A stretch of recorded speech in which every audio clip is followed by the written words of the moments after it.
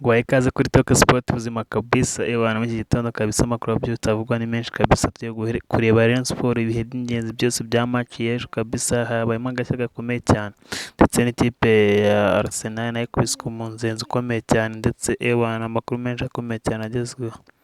Ikipe ya Rayon Sport rero kuri iki cyumweru tariki 29 Ugushyingo 2020 haba umukino wa gishuti wahuje AS Muhanga yakiriye ikipe ya Rayon Sport urangira Rayon Sport itsinze ibitego 3-1.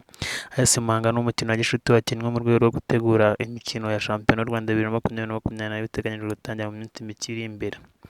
Mu ncamake twaguteguriye uko uyu mukino wagenze umunota ku wundi na cyane ko twakubereye urasomeye inkuru uhereye ku munota wa nyuma kabisa y'umukino ujya ku munota wa mbere umukino watangiriyeho. Sugira Ernest niwe watsinze igitego cya gatatu nyuma yo kujya mu kibuga asimbuye abakinnyi ba Rayon Sport babanje mu kibuga Kwizera Olivier, Iranzi Jean Claude, Iradukunda Axel, Nshimiyimana Blaise, Nibizi Emmanuel, Niyonkuru Sadat, Omar, Sidibe Idrissa, Danogo, Rugwiro, Herve Vital, Olega Nigena Clement. Abakinnyi ba AS Muhanga babanje mu kibuga rero ni Mbarushimana Emile, Ndacyayisenga Ali, Kagaba Obedi, Dushimirimana Janvier, Nshimiyimana Elise, Rukundo Christian, Nsengiyumva Idrissa, Uwimana Emmanuel, Minani Paul, Gakundukiza Adolphe na Nigena Shauri kabisa. Rero akaba ari Rayon Sport ari gukina n'ikipe ya AS Muhanga kabisa. Rero mu ncamake dore uko umukino wagenze AS Muhanga wagenze rero ku minota 90 umukino wahuzaga ikipe ya AS Muhanga yari yakiriye ikipe ya Rayon Sport urangira ari ibitego 3-1 cya AS Muhanga. Sugira Ernest ku minota 63 mu gihe igitego cya AS Muhanga cyatsinzwe na Adolphe Gakundukiza ku minota 49. Olivier Kwizera yarageze muri ya minota yo gucenga ba rutahizamu 47 Agasera asubiye mu kibuga bigaragara ko imvune ye itari ikomeye kabisa nta kintu utabonamo hano kabisa.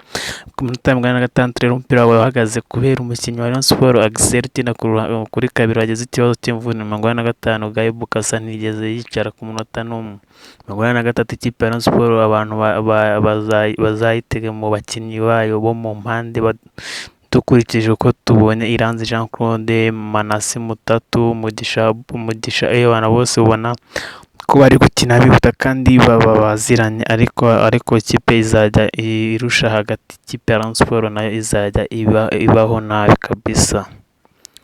Mu minota 72 rero Sugira neza azamukanye umupira neza ashaka kwinjira mu rubuga rw'amahina ariko ntibyamuhera kuko umupira wahise umurengana. Mu minota 69 ku Rayon Sport ku ikosa ryari rikorewe Manasi umupira bawuteye ntiwarenga urukuta. Ku minota 64 Iranzi Jean Claude avuyemo asimburwa na Manasi Mutatu Mbendi. Ku munota wa 63 igitego cya Rayon Sport rero cyatsinzwe na Sugira Ernest goli kabisa igitego cya gatatu nyuma yo kujyamo asimbuye igitego giturutse ku ikosa ry'umunyezamu wa Muhanga FC. Ku minota 50 ikipe ya Rayon Sport nubwo yari iri gutsindwa ibitego ariko ubona abakinnyi kubonana byari bikiri hasi cyane. Ku rundi ruhande umutoza wa AS Muhanga yewana kuva umukino watangira kugeza kuri uwo munota ntiyari yakagaragaye hano arimo gutoza nyine uwundirije. Ku minota 56 rero koroneri ya kane ya Rayon Sport ituwe na Iranzi Jean Claude ariko bamyugariro ba AS Muhanga bakuraho neza cyane kabisa. Ku munota 55 reka twongere tubahe ikaze abakunzi ba Talk Sport ubuzima kabisa. Mu gice cya kabiri kiratangiye kuri stade ya Muhanga. Umupira utangijwe na Sugira Ernest bivuze ko yasimbuye Idrissa Danogo wagize akabazo k'imvune ubwo yari amaze gutsinda igitego. Ku gice cya kabiri rero cy'umukino cyagenze ku munota 45 igice cya mbere kirangiye hagati y'amakipe yombi. Ikipe ya Rayon Sport ikaba kiyoboye umukino ku bitego 2-1 cya AS Muhanga. Igice cya mbere cyarangiye ku minota 40 Rayon Sport yaje gutsinda ibitego kabisa. Ku minota 37 Iranzi Jean Claude yari ari guhinduranya uruhande na Niyonkuru Sadat ibintu byari biri kugora ikipe ya AS Muhanga.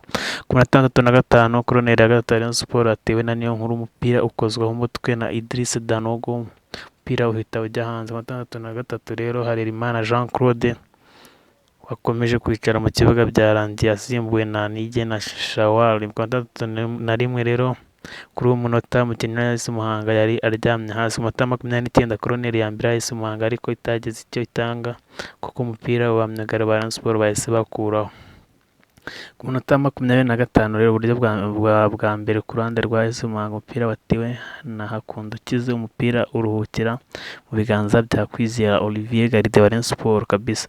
19 umukino wabaye uhagaze kubera ikibazo cy'imvune na Nigue na Clement mu myugariro wa Rayon Sports washoboraga no kudasubira mu kibuga. 18 Gabo Kasa yari ari kubwira Sidibe ngo yihutishe umukino. 14 Iranzi Jean Claude yahushije igitego cyabazwa asigaranye n'umunyezamu, umupira uteye ujya hanze. Ikipe ya Rayon Sports yari yacuritse ikibuga muri iyi minota. Mu gihe 10 Rayon Sports baje gutsinda igitego cya mbere, Rayon Sports yatsinze na Sidibe kabisa.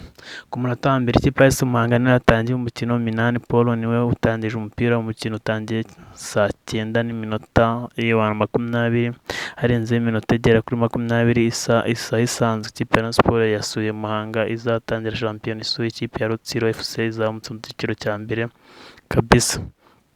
Idrissa Danogo rero nyuma yo gutsinda igitego cya kabiri, Rayon Sports twasubitse ijya guhobera umutoza kabisa. Rero Idrissa Danogo akaba ari gusuhuza umutoza amubwira ati kabisa bimeze neza.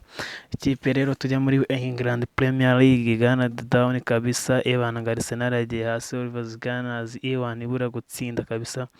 Igihe rero bitameze neza kabisa, uyu mutoza wa Arsenal Michael Arteta akora subscribe.